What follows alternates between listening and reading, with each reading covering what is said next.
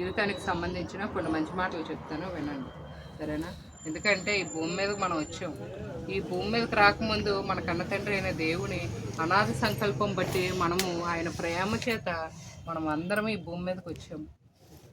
తండ్రి గర్భాల నుండి తల్లి గర్భం దాటుకుంటూ మనం ఈ భూమి మీదకి వచ్చాం. ఈ భూమి మీదకి ఇంకా రాకముందు దేవుడు తన ప్రేమ చేత ఈ యొక్క ప్రకృతిని, ఈ విశ్వాన్ని దేవుడు కలిగించాడు.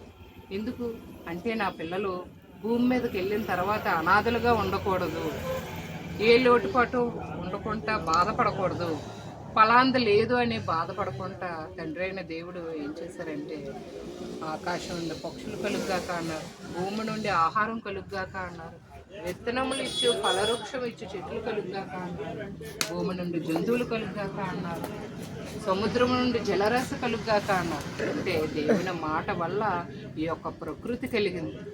ఈ ప్రకృతిని కలిగించిన తర్వాత దేవుడు అన్ని సమస్తాన్ని చేసి మంచిదిగా గుర్తించాడు.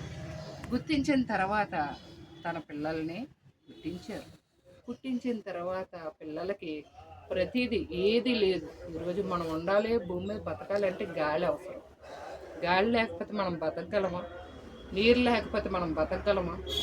ఆహారం లేకపోతే మనం బతకగలమా? ఏమీ లేకపోతే మనం బతకలేము. కనుక దేవుడు ప్రేమ చేత ప్రతిదీ ఫలాంది లేదు అని మీరు ఎవరైనా చెప్పగలరా?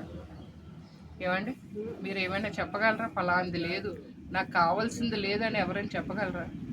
ఎవరికి నచ్చినవే, ఏమో నా పిల్లలు ఏమి తింటారో తెలియదని దేవుడు ప్రతీది తమ తమ జాతుల ప్రకారం. ఇప్పుడు ఇదేంటి మామిడి పళ్ళు ఉన్నాయి, ఇది మామిడి పళ్ళు సీజన్ కాలం. కానీ ఈ సీజన్లో మనం మామిడి పళ్ళు బంగిరపిల్ల ఒకటే వింటాం, కానీ అందులో ఎన్నో రకాలు ఉన్నాయి. తమ తమ జాతుల ప్రకారం అనేసి అన్నారు. అంటే సృష్టిలో దేవుడు ప్రతీది చేశారు తన పిల్లల కొరకు. చేసింది కాక ఇంకా ఏం చేశారు? తన పిల్లలు మాట వినట్లేదని, దారి తప్పిపోయి ఉన్నారని, భూమి మీదకి వచ్చిన ప్రజలందరూ దారి తప్పిపోయి ఉన్నారని, పాపంలో ఉన్నారని తన కుమారుణ్ణి యేసుక్రీస్తు వారిని ఈ భూమి మీదకి పంపించారు.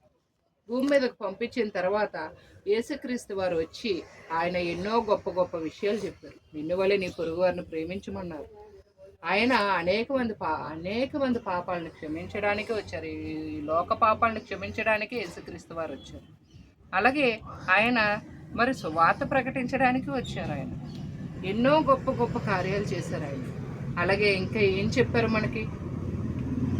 ఎవరైనా అనారోగ్యంతో బాధపడుతున్న వాళ్ళ దగ్గరికి వెళ్ళి వాళ్ళకి సహాయం చేయమన్నారు, లేని వాళ్ళకి సహాయం చేయమన్నారు, చనిపోయిన వారి ఇంటికి వెళ్ళి దుఃఖపడమన్నారు. ఎందుకంటే ఒకరోజు మనము కూడా ఎప్పుడో ఒక రోజు చనిపోతాం. కనుక దేవుడు దుఃఖపడిన ఇంటికి వెళ్ళమన్నారు, వెళ్ళి వాళ్ళని ఓదార్చమన్నారు.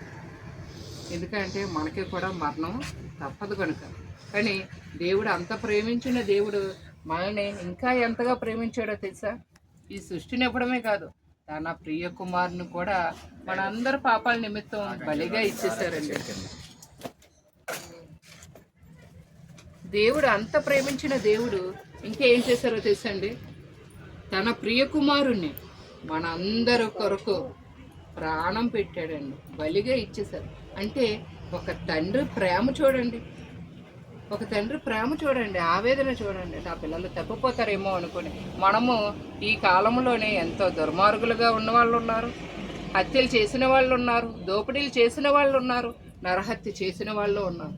కానీ దేవుడు క్షమించుకుంటూ క్షమిస్తూ మనల్ని కాపాడుతున్నాడు. ఎందుకు? నరకానికి జారిపోతారేమో నా పిల్లలు అనేసి దేవుని ప్రేమ చూడండి. తన కుమారుణ్ణి బలిగా ఇచ్చేసారంటే మన అందరి కొరకు. ఎవరైనా ఈరోజు మన తప్పుల కొరకు మన పిల్లడిని ఎవరైనా ఇచ్చేస్తామా? ఏమమ్మా ఇస్తామా? వెళ్ళము, పనికి పంపించము. శిక్ష వరకు ఎందుకు, పనికి పంపించము. ఏమో పంపిస్తామా మన పిల్లల్ని పనికి? ఏమైనా అమ్మా గిన్నెలు పంపిస్తావా? వద్దులే, నువ్వే తోముతావు, నేనే తోముతాను అంటావు. నువ్వే బండి తుడుస్తావా? నాన్న బండి తుడు అంటాము. కానీ వెళ్ళిపోయి అమ్మో నాన్న నేను తుడుస్తాను లేరా అని మళ్ళీ అంటే చిన్న పనికే పంపించమే, చిన్న దేనికి పంపించమే. అలాంటిది దేవుడు కన్న తండ్రి అయిన దేవుడు తన ప్రియ కుమారుని మన అందరి పాపాల నిమిత్తం బలిగా ఇచ్చేసారంటే ఒకసారి ఆలోచించండి దేవుని ప్రేమ ఎంత గొప్పదో. మరి అలాంటి ప్రేమించిన ఆయన ఈ లోకానికి నీకు 60, 50, 60, 70, 80 ఏళ్ళు ఇచ్చి భూమి మీదకు పంపించిన ఆయన గురించి నువ్వేం ఆలోచిస్తున్నావు? మనం ఏం ఆలోచిస్తున్నాం ఈరోజు? ఎంత ఆయన సృష్టిని అంతటనే కలిగించిన ఈ సృష్టిని అనుభవిస్తూ తింటూ త్రాగుతూ సుఖంగా జీవిస్తున్న మనము దేవుని గురించి ఏం ఆలోచిస్తున్నాము ఈరోజు మనం? కానీ యేసుక్రీస్తు వారు ఆయన పనిచేసి ఎన్నో గొప్ప విషయాల్లో కొన్ని ఉదాహరణలు కూడా చెప్పారండి. ఎందుకంటే దేవుని కొరకు బ్రతికితే మనం పరలోకం వెళ్తామండి. ఎలాగా? మరి యేసుక్రీస్తు వారు మరి దేవుని పని గ్రంథపు చుట్టలో రాయబడిన ప్రకారము ఆయన బ్రతికారు. రాసిన ప్రకారం దేవుని మాటలు చెబుతూ ఎన్నో గొప్ప గొప్ప విషయాలు, గొప్ప గొప్ప కార్యాలు చేసి ఆయన బ్రతికారు. ఆయన బ్రతికిన తర్వాత చనిపోయి తిరిగి లేచి ఆయన ఎక్కడికి వెళ్ళిపోయారు? తండ్రి కుడిపార్శ్వాన కూర్చున్నారు. అలాగే మనము ఈ భూమి మీదకి వచ్చిన మనము దేవుని పని చేసుకుంటూ దేవుని కొరకు బ్రతికితే దేవుడున్న లోకానికి వెళ్తాం. ఏంటి మీరు ఎలాగండి చెప్తున్నారు అని మీరు అనుకోవచ్చు. మనం ఇంత లోకంలో ఇలాగ ఉన్నాం కదా, ఇలాగ ఎలాగండి దేవుడున్న లోకానికి వెళ్ళిపోతాము, మళ్ళీ మనకు బ్రతుకుందా మనం చచ్చిపోయాక అని మీరు అనొచ్చు.